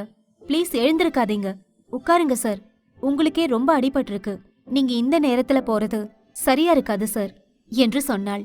அதை கேட்ட அபி, இங்க பாருங்க, எனக்கு எந்த பிரச்சனையும் இல்ல, நான் இப்ப போய்தான் ஆகணும், புரியுதா என்று சொல்லிவிட்டு வேகமாக அங்கிருந்து சென்றான். அவன் நேராக ஒவ்வொருவராக பார்த்து செல்ல அங்கே ஒரு அறையில் கிறிஷ் படுத்திருந்தான். அவனை பார்த்ததும் அபி நேராக அவன் அருகே ஓடிச் சென்றவன், கிறிஷ், கிறிஷ், உன்னோட அபி அங்கிள் வந்திருக்கேன், கண்ணு தொற என்று சொன்னான். ஆனால் கிறிஷ் கண்ணை திறக்கவே இல்லை. அதை பார்த்த அபிக்கு தலை சுற்றியது. கிறிஷ், ப்ளீஸ் கண்ணு தொற, உனக்கு என்ன ரொம்ப பிடிக்கும்ல, நான் வந்திருக்கேன் பாரு, என்ன பாரு, எப்பவுமே என் கூட இருக்கணும்னு ஆசைப்படுவல்ல, இப்ப நான் வந்திருக்கேன், ப்ளீஸ் கண்ணு தொற என்று அழாத குறையாக கெஞ்சினான். ஆனாலும் கிறிஷ் கண்ணை திறக்கவில்லை. அதை பார்த்தவன், ப்ளீஸ்டா, உன்னோட அம்மா உன் மேலதான் உயிரே வச்சிருக்கா. உனக்கு ஏதாவது ஆனா அவளால தாங்கிக்க முடியாது. உன் அம்மாவுக்காகவாவது கண்ணு திறடா. நீ எவ்வளவு ஸ்ட்ராங்கான பையன், அதனால கண்ணை திறந்துடு என்று சொல்ல, அப்பொழுது கிறிஷின் கையில் அசைவு தோன்றியது. அதை பார்த்த பிறகுதான் அபிக்கு உயிரே வந்தது. அவனுடைய கையை இறுக்கமாக பிடித்தவன், எனக்கு தெரியும்டா, நீயும் உன்னோட அம்மா மாதிரிதான் ரொம்ப ஸ்ட்ராங்கான பையன். இதுக்கெல்லாம் விட்டு கொடுக்க மாட்டேன்னு நான் முன்னாடியே நினைச்சேன். நீ ரொம்ப ஸ்ட்ராங்கானவன். தேங்க்ஸ்டா, எனக்காக இப்படி கையை அசைக்கிறதுக்கு என்று சொன்னான். அதை எல்லாம் பார்த்த அந்த நர்ஸ், சார், இந்த பையன் யாரு? பார்க்க அப்படியே உங்கள மாதிரியே இருக்கான். உங்களுக்கு ஒரு பையன் இருந்தா இப்படிதான் இருப்பான் என்று சொன்னாள். அதை கேட்ட அபி மனதிற்குள், இவங்க சொல்றது உண்மைதான். நீ ஏன் பையன்டா, நீ என்ன மாதிரிதான் இருப்ப. எனக்கு நீ பொறக்கலனாலும் நீ என் பையன்தான் என்று மனதிற்குள் நினைத்தவன் கிறிஷை பார்த்து, என்ன மாதிரியே இருக்கான்ல, ரொம்ப கியூட்டா இருக்கான் இவன் என்று அவன் தலையை தடவிக் கொடுத்தான்.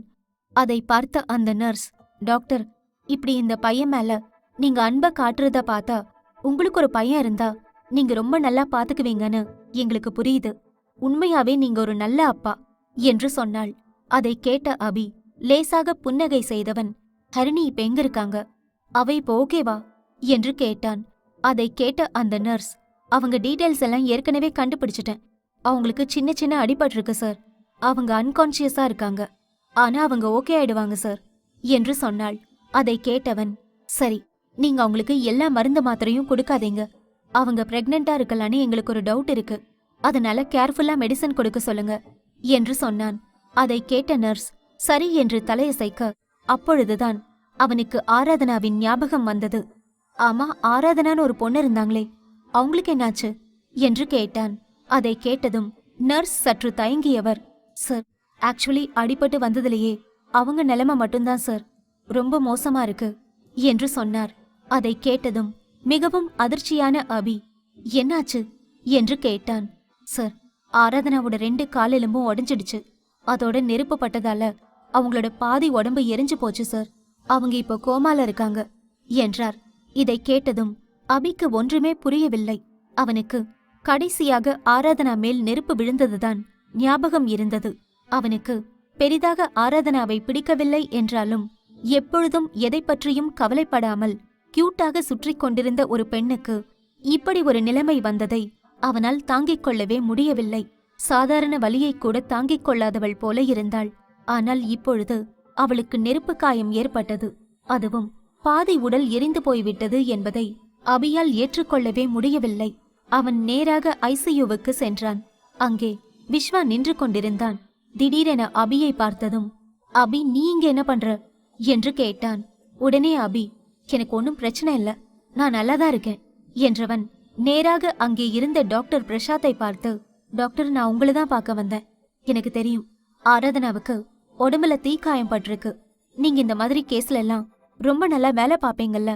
ப்ளீஸ் அந்த பொண்ணுக்காக ஏதாவது பண்ணுங்க, அவளை காப்பாத்துங்க. அவ சின்ன பொண்ணு, அவளுக்கு பெருசா எந்த பிரச்சனையும் நடந்துடக்கூடாது. அவ எங்களை காப்பாத்ததான் வந்தா என்று சொன்னான். அதை கேட்டதும் டாக்டர் பிரசாத், நம்ம அதை பாத்துக்கலாம் அபி என்றார். அதே நேரம் இங்கே ஹரிணி சிறு சிறு காயங்கள் பட்டிருந்ததால் ஜெனரல் வார்டிற்கு மாற்றப்பட்டாள். அதே நேரம் இங்கே கிறிஷுக்கு சிடி ஸ்கேன் எடுத்துவிட்டு அவனை ஆபரேஷன் தியேட்டருக்கு அனுப்பினார்கள். அதை கேள்விப்பட்ட அபி, நானும் வரேன், ஆபரேஷன் தியேட்டருக்கு வரேன் என்று சொன்னான். அதை கேட்ட யமுனாவிற்கு அவனை பார்க்கவே பாவமாக இருந்தது. அபி சார், நீங்க கூட வரணுங்கிறத நான் தப்பா சொல்லல. ஆனா இப்போ உங்களுக்கே அடிபட்டிருக்கு சார், ப்ளீஸ் நீங்க கொஞ்சம் ரெஸ்ட் எடுங்க என்று சொன்னாள். அதை கேட்ட அபி, இல்ல, என்னால ரெஸ்ட் எடுக்க முடியாது. நான் தான் அவங்கள வெளியே கூட்டிட்டு போனேன். நான் அவங்கள நல்லா பாத்துக்குவேன்னு சொன்னேன். ஆனா நானே இப்போ இந்த மாதிரி ஒரு நிலைமையில அவங்கள இழுத்துட்டு வந்து விட்டுட்டேன். அவங்க இப்போ கஷ்டத்துல இருக்காங்க. சோ நான் ரெஸ்ட் எடுக்க முடியாது என்று சொன்னான். அதை கேட்டவர்களால் அவனை எதிர்த்து பேசவே முடியவில்லை. அதே நேரம் இங்கு ஜெனரல் வார்டில் இருந்த ஹரிணி மெல்ல கண் விழித்தாள். அவளுக்கு தலை சுற்றுவது போல இருந்தது. நான் எப்படி இங்க வந்தேன் என்று யோசித்தாள். அப்பொழுதுதான் அவளுக்கு நடந்த கோரமான விபத்து ஞாபகம் வந்தது. உடனே பதட்டமானவள் எழுந்து செல்ல முயற்சி செய்ய அங்கே வந்த நர்ஸ், மேடம், நீங்க இப்ப எங்கேயும் போகக்கூடாது, நீங்க ரெஸ்ட் எடுக்கணும் என்று சொல்ல, அதை கேட்ட ஹரிணி, இல்லல, என்னால இப்ப உட்கார முடியாது. என் பையன் அவன் என்ன ஆனா என்று கேட்டாள். அதை கேட்டதும், மேடம் பதட்டப்படாதீங்க. உங்க பையனை ஆபரேஷன் தியேட்டருக்கு கூட்டிட்டு போயிருக்காங்க. கூட சீஃப் ஆபீசர் இருக்காரு. அவர் எல்லாத்தையும் பாத்துக்குவாரு. ப்ளீஸ் நீங்க அமைதியா இருங்க என்று சொன்னாள். ஆமா, இப்ப என்னோட பையன் எப்படி இருக்கான்? யாருக்கும் எதுவும் ஆகலையே என்று கேட்டாள். அதை கேட்டதும் அந்த நர்ஸ், உங்க பையனுக்கு பெருசா பிரச்சனைன்னு சொல்லிட முடியாது. ஆனா உங்க தங்கச்சிக்கு என்று இழுத்தாள். அதை கேட்ட ஹரிணிக்கு ஆச்சரியமாக இருந்தது. என்னது, என்னோட தங்கச்சியா? ஆனா அவ அங்க வரவே இல்லையே. அந்த இடத்துலயே இல்லாத தங்கச்சிய எதுக்கு நீங்க இழுக்கிறீங்க என்று கேட்டாள். அதை கேட்ட நர்ஸ், இல்ல மேடம், அவங்க உங்களுக்கு ஹெல்ப் பண்றதுக்காக வந்திருப்பாங்க போல. ஆனா வந்த இடத்துல அந்த லாரி வெடிச்சதுனால அவங்களுக்கு அடிபட்டுடுச்சு என்று சொன்னாள். அதை கேட்டதும் ஹரிணிக்கு தலையே வெடித்தது. அவள் அப்படியே பொத்தென்று உட்கார்ந்தவள், என் தங்கச்சி இப்ப எப்படி இருக்காங்க என்று கேட்க, அவங்களோட 2 கால்லையுமே எலும்பு உடைஞ்சிருச்சு மேடம். அதோட அவங்களோட உடம்புல பாதி பார்ட் எரிஞ்சிடுச்சு. அவங்களோட நிலைமை ரொம்ப மோசமாதான் இருக்கு. இப்போதைக்கு டாக்டர்ஸ் பார்த்துட்டு இருக்காங்க. அவங்க வெளியே வந்து சொன்னாதான் அடுத்து என்ன ஆகும்னே தெரியும் என்றாள். அதை கேட்க கேட்க ஹரிணிக்கு தலையே சுற்றுவது போல இருந்தது. ஆனாலும் அவள் இதற்கு மேலும் இங்கே இருக்க விரும்பவில்லை. அவளுக்கு இப்பொழுது உடனே தன்னுடைய தங்கையை பார்க்க வேண்டும் போல இருந்தது. ஏனென்றால் ஹரிணி அவளை கிட்டத்தட்ட ஒரு குழந்தை போலத்தான் பார்த்து கொள்கிறாள். அவள் அதிகமாக குறும்பு செய்யும் பொழுது மதி திட்டினாலும் ஹரிணி அவ்வளவு சீக்கிரம் திட்டிவிட மாட்டாள். அப்படி இருக்கும் பொழுது தன்னுடைய தங்கைக்கு இப்படி ஒரு நிலைமையை ஏற்றுக்கொள்ள முடியாதவள் அந்த நர்ஸை பார்த்து, சிஸ்டர், நான் உடனே என் தங்கச்சியை பார்க்க போகணும். எமர்ஜென்சி வார்டு எங்க இருக்குன்னு சொல்லுங்க ப்ளீஸ் என்று சொல்ல, அதை கேட்டவளும், உங்களுக்கு இன்ஜெக்ஷன் போடணும் மேடம், இன்ஜெக்ஷன் மட்டும் போட்டுக்கோங்க என்று சொல்ல, ஐயோ, என் நிலைமை புரியாம விளையாடாதீங்க. எனக்கு என் தங்கச்சியை பார்க்கணும். இன்ஜெக்ஷன் எல்லாம் எனக்கு வேண்டாம். என் தங்கச்சி எங்க இருக்கா என்று கேட்டு அவரை தொந்தரவு செய்ய, எப்படியும் ஹரிணி இன்ஜெக்ஷன் போட்டுக்கொள்ள மாட்டாள் என்று புரிந்த அந்த நர்ஸ், மேடம், உங்க சிஸ்டர் 5வது மாடியில இருக்காங்க என்று சொன்னாள். அதை கேட்டவள், தேங்க்ஸ் என்று சொல்லிவிட்டு வேகமாக 5வது மாடிக்கு சென்றாள். அவள் செல்லும் பொழுது அந்த எமர்ஜென்சி வார்டில் இன்னும் லைட் எரிந்து கொண்டிருந்தது. அதை பார்த்தவள் அப்படியே உட்கார்ந்தாள். அவளுக்கு என்ன நடக்கிறது என்று புரியவில்லை. அவள் மனதில் கடவுளை கேள்வி கேட்டுக் கொண்டிருந்தாள். கடவுளே, எனக்கு என்ன, நீங்க அவ்ளோ சந்தோஷம் தந்துட்டீங்கன்னா இவ்ளோ கஷ்டப்படுத்துறீங்க. என்னோட குழந்தைக்கு ஒரு தீராத நோயை கொடுத்தீங்க. என்னோட அம்மாவுக்கு ஒரு நோயை கொடுத்து ஹாஸ்பிட்டல்ல படுக்க வச்சுட்டீங்க. அதெல்லாம் முடிச்சிட்டு வர்றதுக்குள்ள இப்ப என் தங்கச்சியை இப்படி பண்ணிட்டீங்க. உங்களுக்கு என்ன கோபம்னாலும் என் மேல காட்ட வேண்டியது தானே. அதை எதுக்கு என் தங்கச்சி மேல காட்டுறீங்க? அவளே ஒரு அப்பாவி பொண்ணு, குழந்தை மாதிரி சுத்திக்கிட்டு இருந்தா. உங்களுக்கு இந்த தப்பு பண்றவன் எல்லாம் கண்ணுக்கே தெரிய மாட்டானா? எங்கள மாதிரி ஏழைங்களை தான் வச்சு செய்வீங்களா? உங்களுக்கும் மனசாட்சியே இல்லையா கடவுளே என்று கடவுளை கேள்வி கேட்டுக் கொண்டிருந்தாள். அவளுக்கு வேறு என்ன செய்ய என்று கூட தெரியவில்லை. ஆராதனாவிற்கு என்ன நடக்குமோ என்ற பயத்தில் அவளுக்கு கை கால்கள் எல்லாம் நடுங்குவது போல இருந்தது. அவளால் எதையும் யோசிக்கவே முடியவில்லை. அப்போது அந்த எமர்ஜென்சி வார்டில் இருந்து வெளியே வந்த நர்ஸ், இங்க ஆராதனாவோட ரிலேட்டிவ் யாராவது இருக்கீங்களா என்று கேட்க, அதை கேட்ட ஹரிணி, நான் இருக்கேன் என்று சொன்னாள். உடனே அவள் அருகே வந்த நர்ஸ், நீங்க அவங்களுக்கு யாரு என்று கேட்க, நான் அவளோட அக்கா. இப்ப எப்படி இருக்கா என்று கேட்க, அவங்களோட நிலைமை இப்போ கொஞ்சம் கவலைக்கிடமாதான் மேடம் இருக்கு. சொல்லப்போனா அவங்க காலையே எடுக்கிறதுக்கு கூட சான்ஸ் இருக்கு. அதுக்காக தான் இப்போ சைன் வாங்க வந்திருக்கோம். எல்லாமே 50-50 தான் என்று சொன்னாள். அதை கேட்டதும் ஹரிணிக்கு கண்ணிலிருந்து தண்ணீர் நிற்காமல் வந்தது. என்ன சொல்றீங்க? ப்ளீஸ் அப்படியெல்லாம் சொல்லாதீங்க. அவ சின்ன பொண்ணுங்க, 22 வயசுதான் ஆகுது. அவளுக்கு இன்னும் வாழ்க்கைன்னா என்னன்னே தெரியாது. அதுக்குள்ள கால் எடுக்கிறேன் அப்படிலாம் பேசாதீங்க. அவளை எப்படியாவது காப்பாத்துங்க என்று சொல்ல, அதை கேட்ட நர்ஸ், இல்ல மேடம், நாங்க சர்ஜரி பண்ணி நாங்க முடிஞ்ச அளவுக்கு ட்ரை பண்ணுவோம். ஆனா அதுக்கு மேலேயும் முடியலன்னா கால் எடுக்கிறது தான் அவங்க உயிரை காப்பாத்துறதுக்கு ஒரு வழியா இருக்கும். நீங்க தயவு செஞ்சு லேட் பண்ணாதீங்க மேடம், சைன் பண்ணுங்க என்று சொன்னாள். அதை கேட்ட ஹரிணி, நான் சைன் பண்ண மாட்டேன். நீங்க கண்டிப்பா காப்பாத்திடுவேன்னு சொல்லி கேட்டா நான் சைன் பண்ணி விடுவேன்.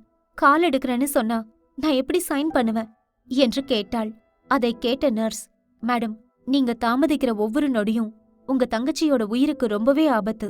தயவு செஞ்சு சைன் பண்ணுங்க மேடம், அவங்க உயிரையாவது நம்ம காப்பாத்தலாம் என்று சொன்னார். அதை கேட்ட ஹரிணி நர்ஸை பார்க்க, அப்போது அந்த எமர்ஜென்சி ரூமில் இருந்து கோபமாக வந்த டாக்டர், என்ன பண்ணிட்டு இருக்கீங்க? எதுக்கு இவ்ளோ நேரம் ஆகுது? இந்த ஃபேமிலி மெம்பர் சைன் பண்ணுவாங்களா மாட்டாங்களா? அங்க பிரச்சனையாகிட்டு இருக்குங்க. அந்த உயிரை நம்ம காப்பாத்தணும்.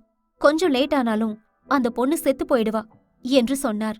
அதை கேட்டதும் ஹரிணி பயந்து போனவள் சைன் செய்து கொடுத்தாள். அதன் பிறகு ஹரிணி அந்த இடத்திலேயே அப்படியே நின்றவள், நான் அப்படி என்ன பாவம் பண்ணிட்டேன்? எனக்கு இவ்ளோ பெரிய தண்டனை. எனக்கு என்ன ஆனாலும் பரவாயில்ல, என் தங்கச்சி உயிரோட இருக்கணும், அவன் நல்லா வாழணும் என்று மனதிற்குள் வேண்டிக் கொண்டிருந்தாள். அப்பொழுது அவளுடைய தலை சுற்ற ஆரம்பித்தது. அப்படியே மயங்கி சரிந்தாள்.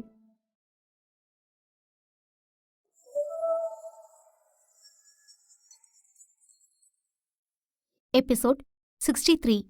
ஹரிணி ஆராதனாவிற்கு கால்களை எடுக்க வேண்டும் என்று சொன்னதை கேட்டு பதட்டமாகி முதலில் அக்ரிமெண்ட் சைன் செய்ய சம்மதிக்கவில்லை. ஆனால் அதன் பிறகு டாக்டர் வந்து அவள் உயிருக்கு ஆபத்து என்றதும் சம்மதித்தாள்.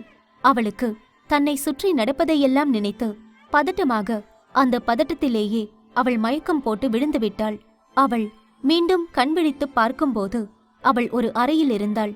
அவளுக்கு எழுந்ததும் ஆராதனா ஞாபகம்தான் வந்தது. தன்னுடைய தங்கையை உடனே பார்க்க வேண்டும் என்று நினைத்தவள் அங்கே செல்லப் போனாள்.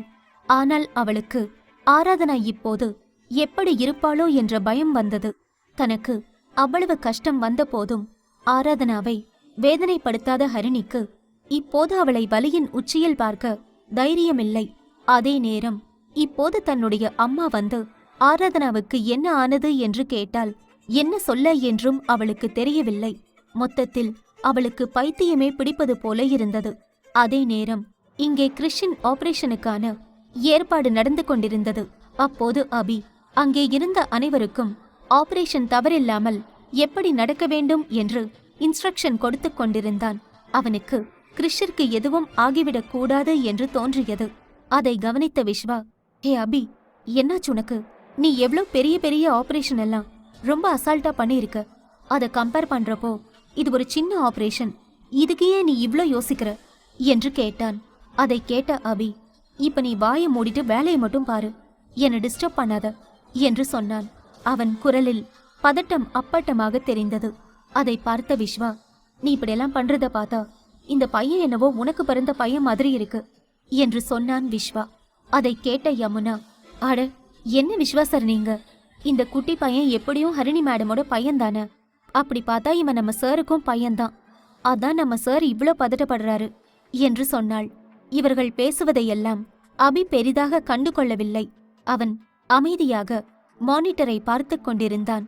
அப்போது ஆபரேஷன் ஸ்டார்ட் ஆனது. அப்போது சூர்யா தெரியாமல் கிறிஷின் ஒரு நரம்பை லேசாக கீறிவிட்டான். அதை பார்த்த அபி வேகமாக சூர்யா அருகே வந்தவன், டே சூர்யா, நீ என்ன காரியம் பண்ணிட்ட? இவ்ளோ அஜாக்கிரதையாவா நீ இருப்ப என்று சொன்னவன் நர்ஸ் லீலாவை பார்த்து, சிஸ்டர், நமக்கு இப்போ இங்க இருக்க பிளட் பார்த்தாது, நமக்கு இன்னும் பிளட் வேணும், அதை கொண்டு வர சொல்லுங்க என்று சொன்னான். அதை கேட்ட நர்ஸ் லீலாவும் பிளட் பேங்கிற்கு கால் செய்ய அவர் முகம் அதிர்ச்சியை வெளிப்படுத்தியது.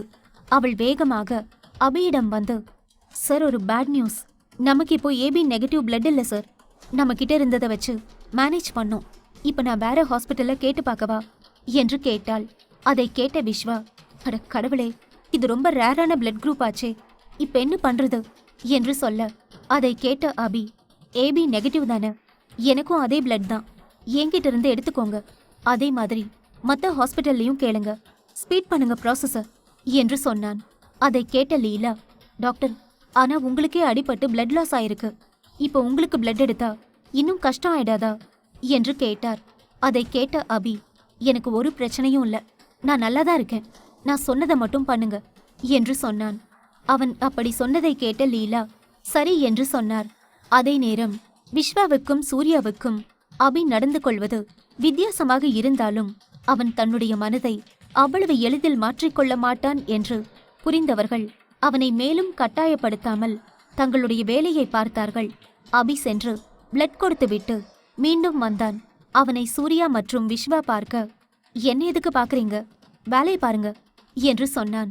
அதை கேட்டவர்கள் தங்கள் வேலையை பார்க்க விஸ்வாவை பார்த்த அபி, விஸ்வா, இப்ப எந்த பிரச்சனையும் இல்லையே என்று கேட்க, அதை பார்த்த விஸ்வா, அதெல்லாம் ஒன்றும் இல்லை என்று சொன்னான். அதை கேட்ட அபி, சரி ஓகே, நான் போய் வேற பிளட் ஏற்பாடு பண்றேன் என்று சொன்னான்.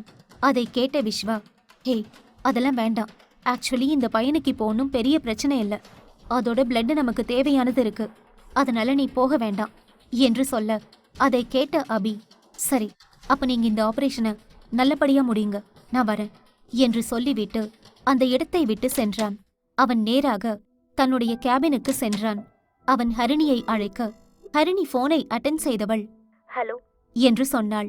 அபி லேண்ட்லைனில் இருந்து அழைத்திருந்ததால், ஹரிணி நான் அபி பேசுறேன் என்று சொல்ல, அதை கேட்டதும் ஹரிணிக்கு இவ்வளவு நேரம் கட்டுப்படுத்தி வைத்திருந்த அழுகை ஒன்றாக வந்தது.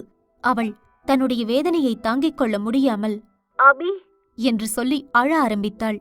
அவள் அழுததை பார்த்து பதட்டமான அபி, ஏ ஹரிணி என்னாச்சு, ஏன் இப்படி அழற என்று கேட்க, அவளோ, அபி இப்பதான் சொல்லிட்டு போறாங்க, ஆராதனாவோட காலை ரிமூவ் பண்ண போறாங்களாம், பாவம் அவ சின்ன பொண்ணு, இன்னைக்கு அவளோட வாழ்க்கையே முடிஞ்சு போச்சு, நான் தான் அவளோட காலை எடுக்க ஓகே சொல்லி சைன் போட்டேன், எனக்கு இப்ப என்னவோ அவ காலை நானே கத்தி எடுத்து கட் பண்ண மாதிரி இருக்கு என்று சொன்னாள். அதை கேட்ட அபிக்கு அதிர்ச்சியானது. அவனுக்கு என்ன சொல்ல என்றே தெரியவில்லை. அவன் கண் முன்னால், சார் சார் ப்ளீஸ் என்ன லவ் பண்ணுங்க என்று சொல்லி சுட்டித்தனமாக சுற்றிக் கொண்டிருந்த ஆராதனாவின் முகம் வந்து போனது. அவன் என்ன பேச என்று தெரியாமல் அமைதியானான். அவனுக்கு கடைசியாக ஆராதனா தன்னை காப்பாற்ற வந்தது, அவர்களை காப்பாற்ற முயற்சி செய்தது எல்லாமே ஞாபகம் வந்தது.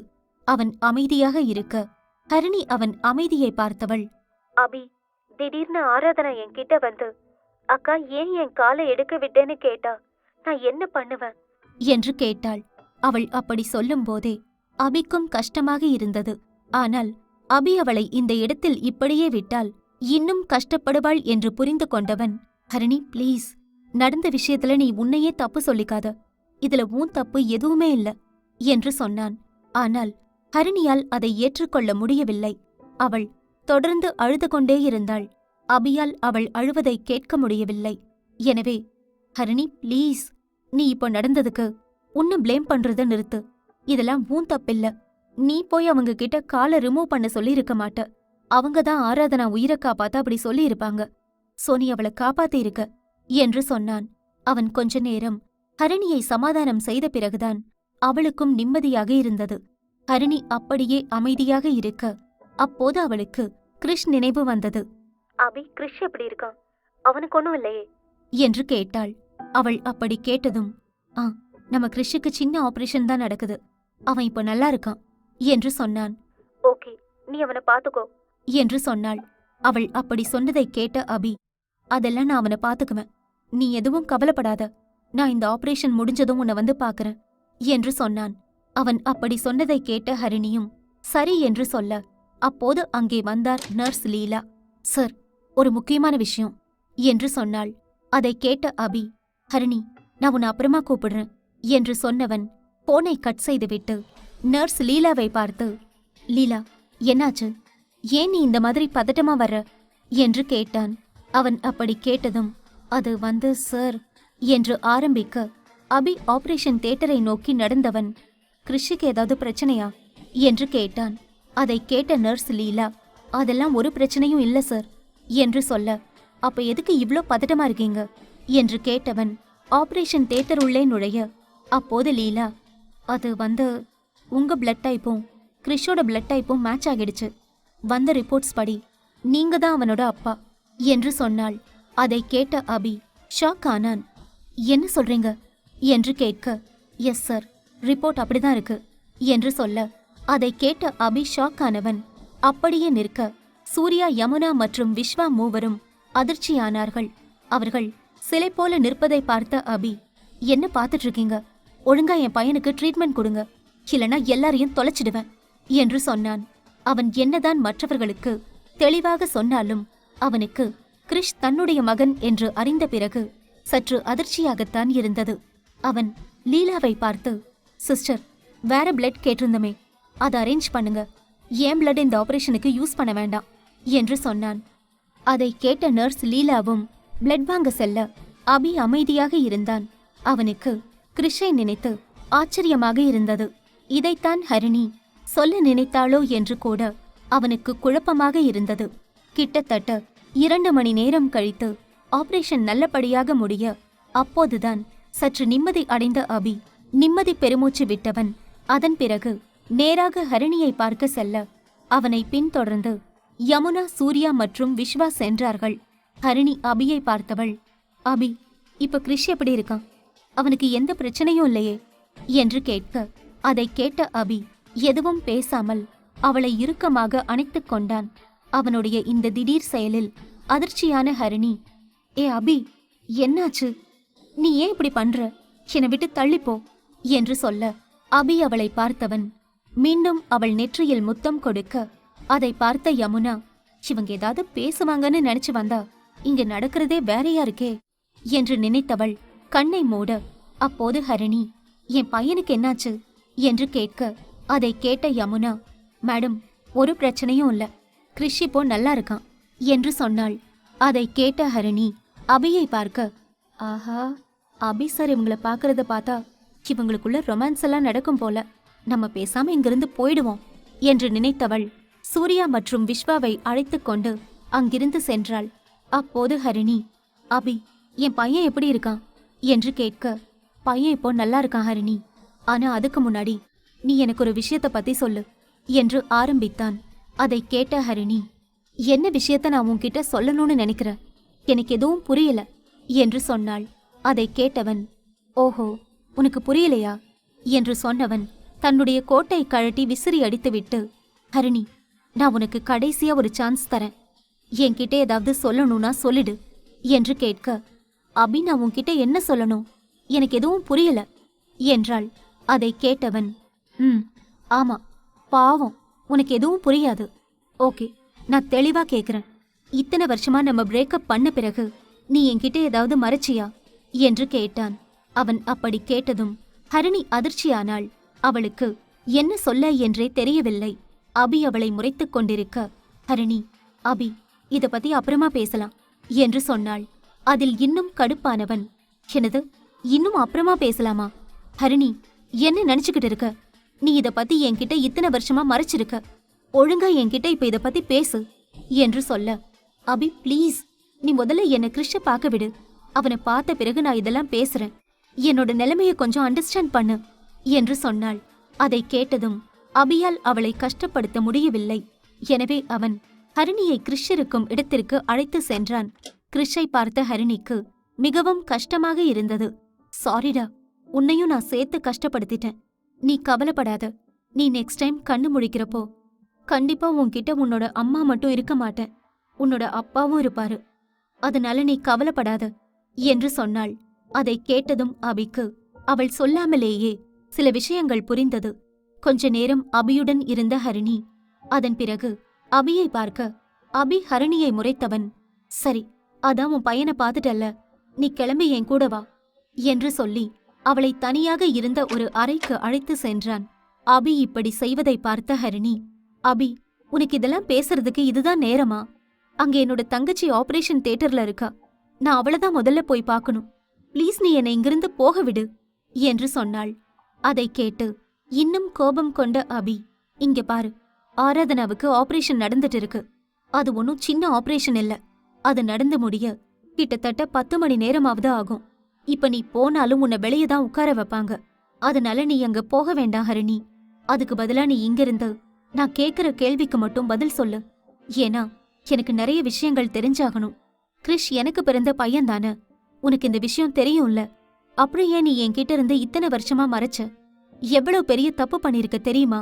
என்னோட பையனை என்கிட்ட இருந்து பிரிச்சிருக்க, அதுவும் இல்லாம அவனை தனியா வளர்த்திருக்க, அவனுக்கு இப்படி உடம்பு சரியில்லைனா கூட உனக்கு என்கிட்ட சொல்லணும்னு தோணலல்ல, அவனை பத்தி மட்டும் நீ முன்னாடியே சொல்லியிருந்தா அவனை நான் இன்னும் நல்லா பாத்துட்டு இருந்திருப்பேன்ல, எதுக்காக நீ இதையெல்லாம் என்கிட்ட மறைச்ச ஹரிணி?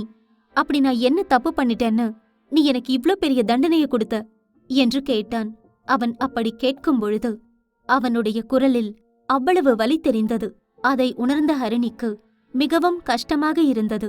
அபி கேட்கும் நியாயமான கேள்விகளுக்கு என்ன பதில் சொல்ல என்று தெரியாமல் ஸ்தம்பித்துப் போய் நின்றிருந்தாள்.